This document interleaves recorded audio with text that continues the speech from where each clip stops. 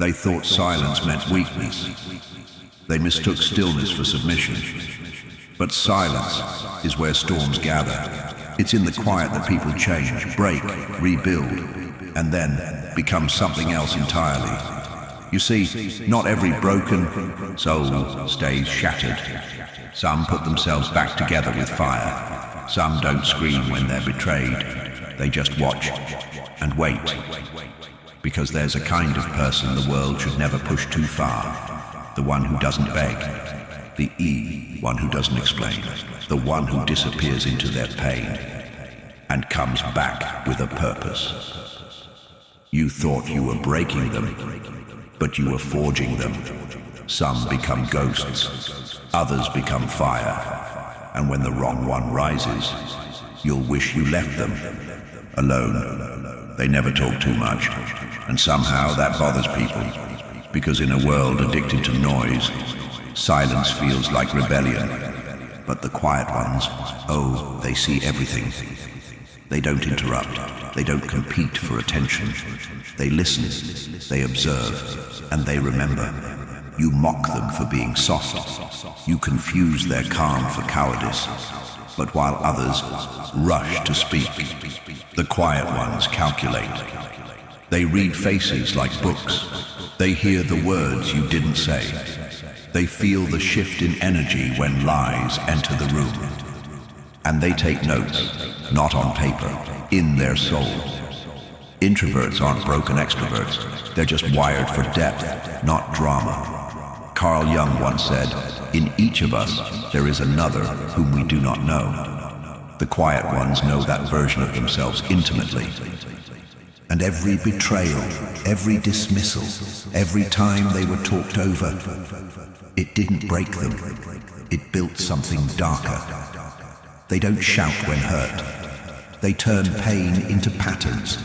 They don't chase revenge. They wait for alignment. You think they're fragile? No, they're architects of their own resurrection. Because when the wrong one stays silent, they're not avoiding the fight. They're becoming the weapon. What does it take to break a person? Not just hurt them, not just wound them. I mean, fracture their very sense of self. It's rarely one event. It's a system, a slow, invisible erosion of trust, reality, and identity. They call it gaslighting. They call it betrayal trauma. But the quiet ones, they don't even call it anything. They just feel it. They see truth become distortion, love become leverage, justice become performance. And piece by piece, the world they once believed in begins to rot. Nietzsche wrote, "Whoever fights monsters should see to it that he does not become one."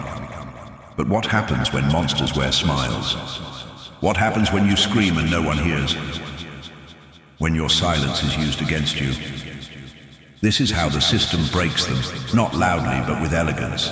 Manipulation disguised as care, control sold as structure, punishment hidden as guidance. And the quiet one? They don't explode, they implode. Their identity fractures in private. Their trust dies in silence.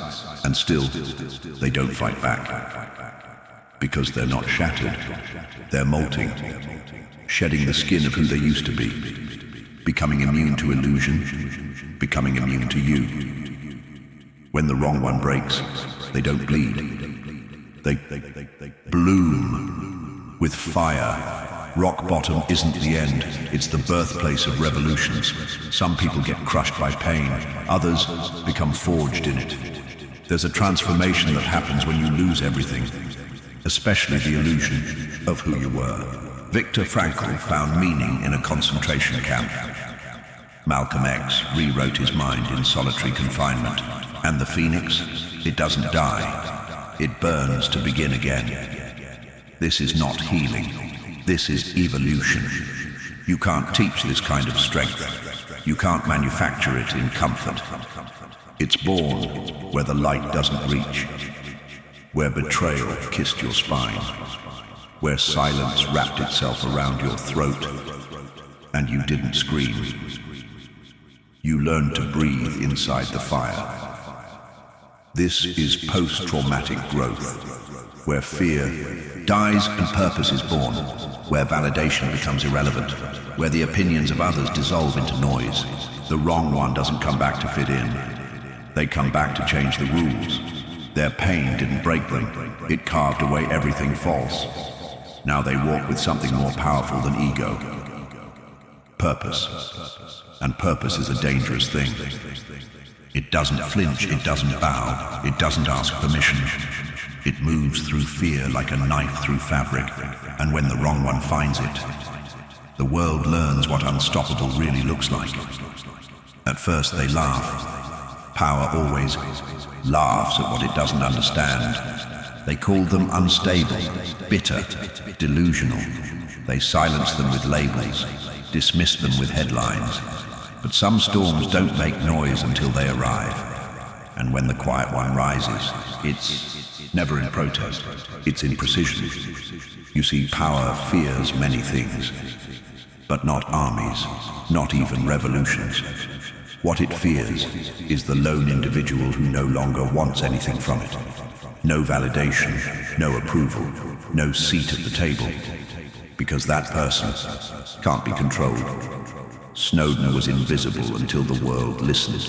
Assange was a rumor until he wasn't.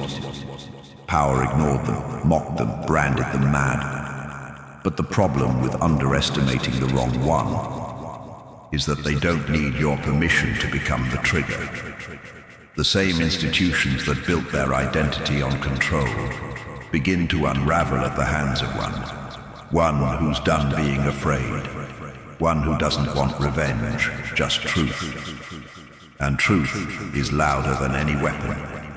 By the time power pays attention, it's already bleeding. It notices not when you break, but when you vanish from its grip. And when the ripple becomes a wave, it asks, who allowed this? But the answer is always the same. You did.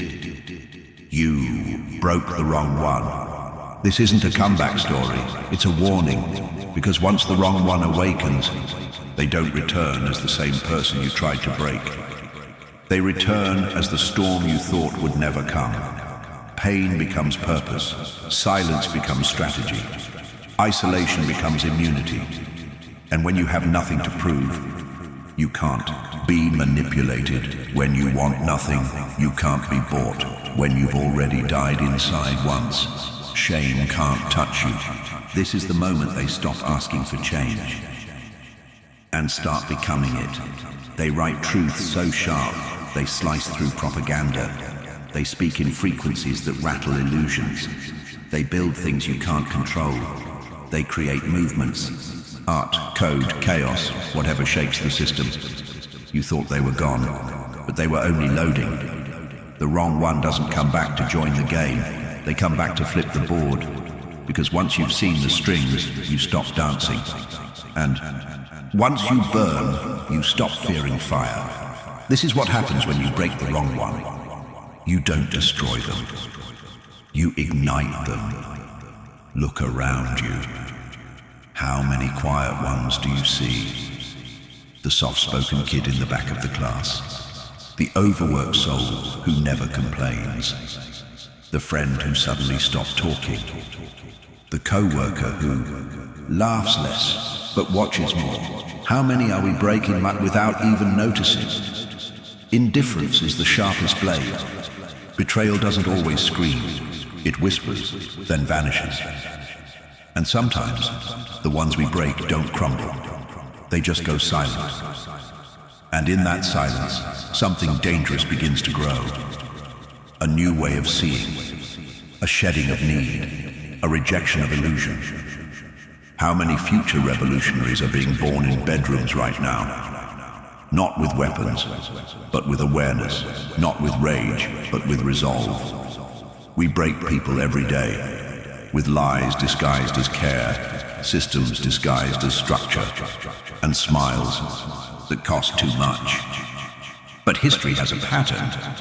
The ones you push into corners, the ones you silence with shame, the ones you call weak.